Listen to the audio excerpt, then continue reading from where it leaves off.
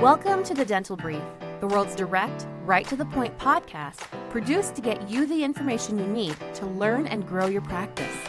To learn more about our guests and find links to information discussed on our show, visit our website, dentalbrief.com. On to today's episode. Hello, everyone. Welcome to another episode of the Dental Brief. I'm very excited about our guest and the topic today. No pun intended. Let's all sit up straight in our chairs and welcome our guest, Dr. Bethany Valachi. Say hello. Thank you, Patrick. It's a pleasure to be here to share with you some dental ergonomic strategies to help you all have a longer and healthier career. Yeah, and it's, as you know, and we'll talk about this a little bit, but I know, Dennis, this is something I actually sitting in the chair, I've seen dentists actually, wincing, and you can tell that they're worn out and that they're tired and that they're in pain and can't wait to get a procedure over with. So let's dive right in. Tell me, how'd you become an expert in helping dentists? Yeah, well, it's an interesting story. As a physical therapist, I married a dentist with severe low back pain. And at the age of 35, he was experiencing such severe pain that he was forced to consider selling his dental practice due to that severe low back pain. So that is when my career took a detour and I got my ergonomic assessment certification. I began doing photogrammetric analysis in dozens and dozens of dental offices and analyzing the movements and kinesiology and all of these factors that lead to work-related pain. And here we are, 22 years later. He is still practicing full-time and never complains of pain. So I've had the opportunity to now lecture at over 1,000 dental conferences internationally. I've provided consultations to hundreds and hundreds of dentists, again, internationally. And it's been a very rewarding journey. I bet it is, because you're changing people's lives, right? And that's why a lot of people love dentistry, right? They're changing people's lives. And then when they don't have the ability to do that anymore because of pain, because of shoulder, neck, elbow, wrist, hands, back, right? Mm-hmm. I mean, they go on and on and on. They're not able to do that. So I'm sure it's got to be really rewarding what you do. So, by the way, I know, too, you have a book out that for those who listen closer to the end, we're going to got a promotion there, which we'll talk about in a bit. But what I do want to ask you is, what are some of the common questions or common problems that dentists contact you about, or they come up to they visit your website, or they call you, or they visit you at when you're lecturing? What are some of the common things that you hear over and over and over again? Very commonly, I hear that they after they have seen and taken my online CE courses, they'll say, where were you 20 years ago? Because now I'm already had surgeries and that. So I guess one of the biggest takeaways I take from talking to experienced dentists is the message that they wish they would have started earlier with prevention. And this is an interesting concept because a lot of my dental students, I teach at OHSU School of Dentistry, and there's a tendency to have this mindset when you're young that I'm invincible and it will never happen to me. And a lot of these students, if they sat down and talked to their professors, they would know that like a third to a quarter of them are there because they can no longer practice because of an injury. Yeah. So early intervention. I'm assuming that it's never too young to start, right? I mean, is this something probably people in dental school should start? I mean, when's the right time to start? 20s? Actually, yeah, in dental school is a good time to start. However, what I found over the last 20 years of lectures and teaching at dental schools is most dental schools don't have an evidence-based, relevant, current ergonomic program. And what I mean by that is educating students on exactly how to adjust stools, what type of loupes are truly ergonomic, which type of loupes can actually injure their neck, and how to position patients in flat versus double articulating headrests. So students are kind of stuck in dental school with the equipment they've got. And sometimes it's ergonomic, sometimes it's not. Most of the time it's not. So they need to avail themselves of some extra ergonomic education.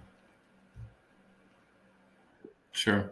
I have to imagine when it comes to equipping an office, when we talk about stools, and I think even just the chair that the person sitting at the front desk, I think oftentimes people are really motivated by price when selecting this equipment, but trying to save a few bucks can literally cost tens of thousands, if not more, dollars in missed work. Would you agree with that? Absolutely. In fact, that's one of the biggest losses that results as a result of not having proper ergonomic education is wasting money on non-ergonomic equipment.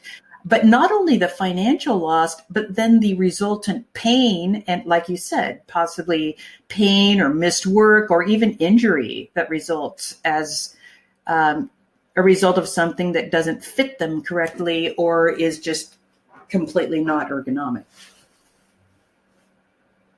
Right. Or lost too, I would think, in outside of work, right? In personal life. I mean, I hear people say all the time, say, oh, you've been golfing? No, I have shoulder pain. It's just too much. I can't play golf, right? So they're not doing things that they enjoy in their personal lives, right? Exactly. So you work all this time, you deal with the Monday through Friday, and then, sure enough, you're laid up over the weekend. Mm-hmm.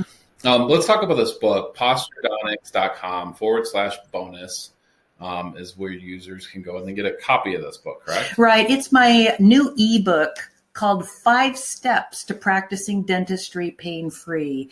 And it was developed during my doctorate studies. I had the opportunity to focus just on dental ergonomics, and it became really clear that there were 5 areas that needed to be addressed, and not only addressed, but addressed in a stepwise type fashion. So that is what is the focus of this book. So I'm going to ask for a little sneak peek. So can you give our users 1 or 2 of those secrets that you give out on this book? Absolutely. We'll leave 3, so they start.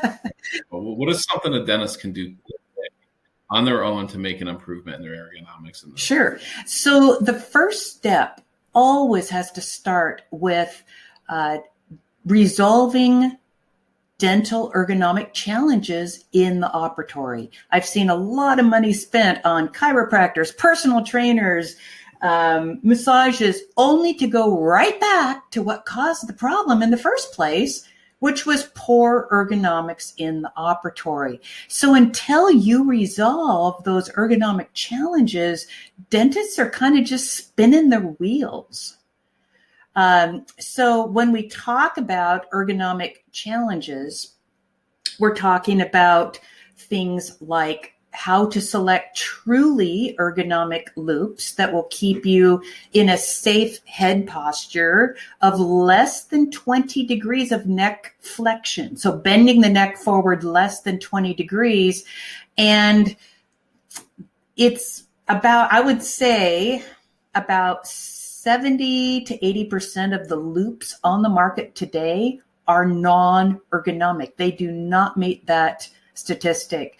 And at the dental school where we teach, we only allow 4 vendors to sell loupes, and those are the most ergonomic loupe vendors. So that is an important piece of the ergonomics. And of course, there's dental stools, and not one size fits all. So when you see a dental stool advertised as ergonomic, it's only ergonomic if it adjusts to fit you. Depending on your lumbar curvature, I've seen dentists go buy a saddle stool and then develop severe back pain because they did not assess their lumbar lordosis, and some dentists are not a good candidate for saddle stools.